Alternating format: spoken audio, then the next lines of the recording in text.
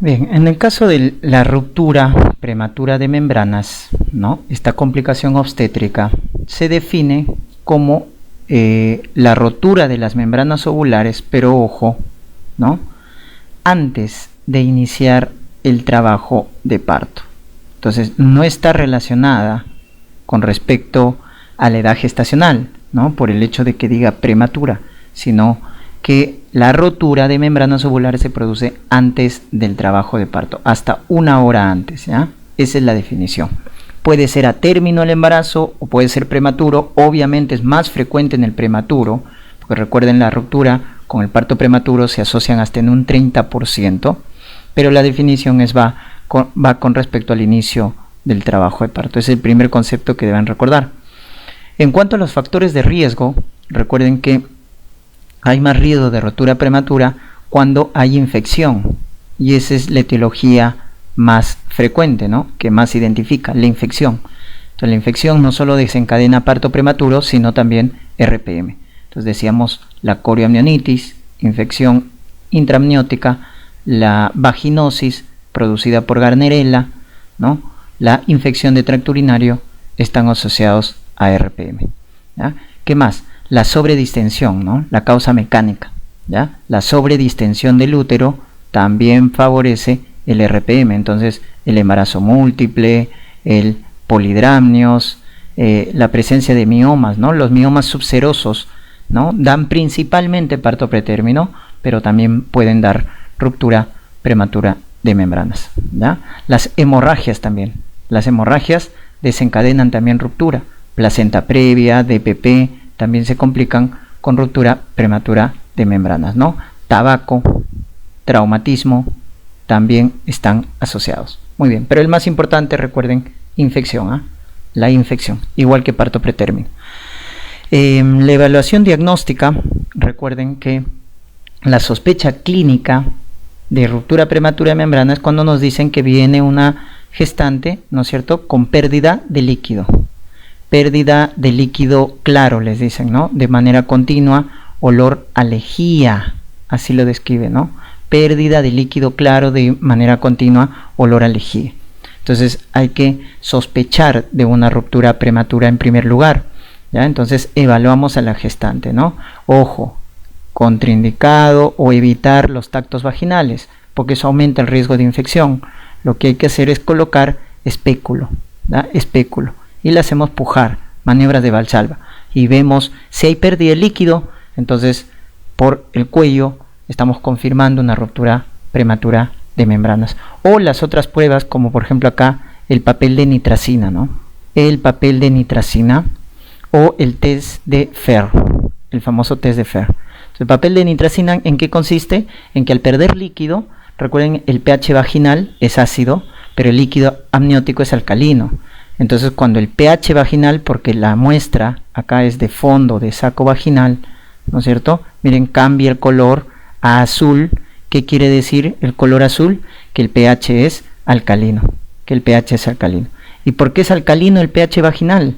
Porque el líquido amniótico ha bañado, ¿no?, todas las paredes vaginales.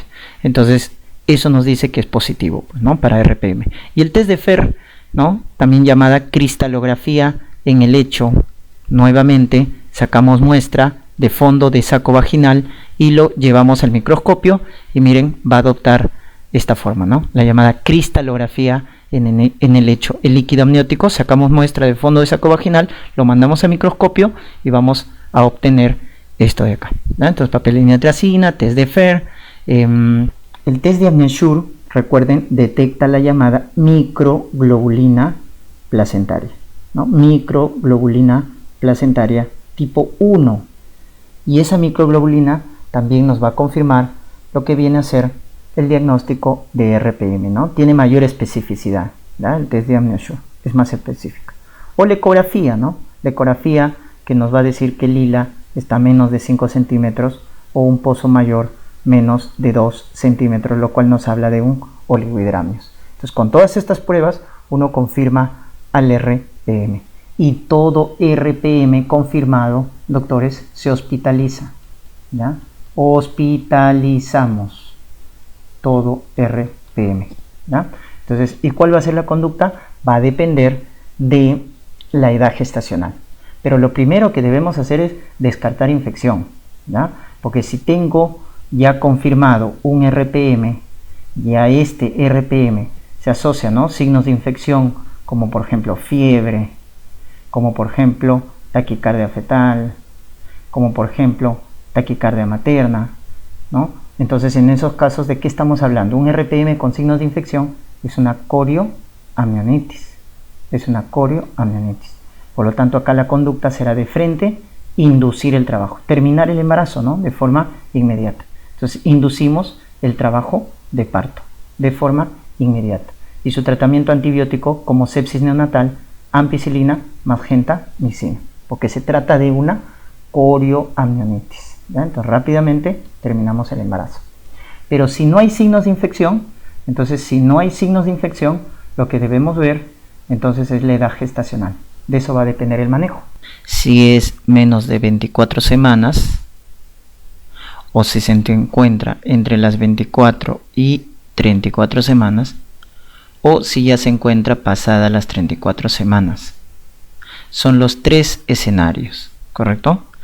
Y la conducta va a ser diferente. En el caso de la gestante que tiene menos de 24, la conducta es expectante, ¿ya? Conducta expectante. Obviamente mal pronóstico, porque es no viable, ¿no? El pulmón está inmaduro y no podemos dar maduración, porque la maduración se indica en este periodo, entre las 24 y 34 semanas, ¿ya? ¿Qué le tenemos que dar? Le tenemos que dar los corticoides prenatales, que ya lo hemos visto en parto pretérmino, ¿no? Dexametasona o betametasona, ¿ya? Dexa 6 miligramos cada 12, betametasona 12 miligramos cada 24 por vía intramuscular, ¿no? Por 48 horas, ¿ya? Por 48 horas. Muy bien. Entonces, los corticoides prenatales son muy importantes cuando tiene 24 a 34 semanas, ¿ya? La tocólisis va a depender o no si tiene contracción uterina. Entonces, si no tiene contracción uterina, no damos tocolíticos. Solamente cuando ya encontremos contracciones uterinas, ¿ya?, vamos a dar tocólisis. Si no, no es necesario. La tocólisis no es profiláctica. La tocólisis es terapéutica, ¿ya? Por lo tanto, indicamos cuando hay contracciones uterinas. La neuroprotección lo damos en las que tienen menos de 32 semanas. ¿Con qué hacemos la neuroprotección? Con sulfato de magnesio al 20%. ¿Ya? Con eso hacemos la neuroprotección, con sulfato de magnesio. Y a todo RPM, esto sí es a todo RPM, hay que darle su profilaxis antibiótica, ¿ya? Eso les pueden preguntar. A todo RPM, ¿ya?, hay que darle profilaxis antibiótica para evitar la infección, que es la principal complicación, a base de ampicilina, ¿no?, y macrólidos eritromicina. Esa es la profilaxis para RPM, ¿no? Ampicilina, eritromicina, ¿ya? Corticoides prenatales, tocólisis si tiene dinámica uterina y sulfato como neuroprotección cuando tiene menos de 32 semanas. ¿Y qué hacemos en un RPM más de 34 semanas? En este caso, dejamos que termine ya la gestación, pero como no tiene trabajo de parto, ¿qué es lo que debemos hacer?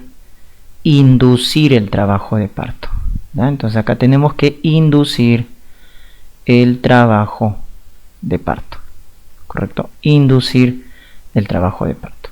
¿Por qué? Porque supuestamente acá ya el pulmón está maduro, ¿no? El pulmón, como tiene más de 34 semanas, el pulmón está maduro. No dejamos que inicie el parto espontáneamente. Tenemos que inducir, porque si no, se va a infectar, ¿no?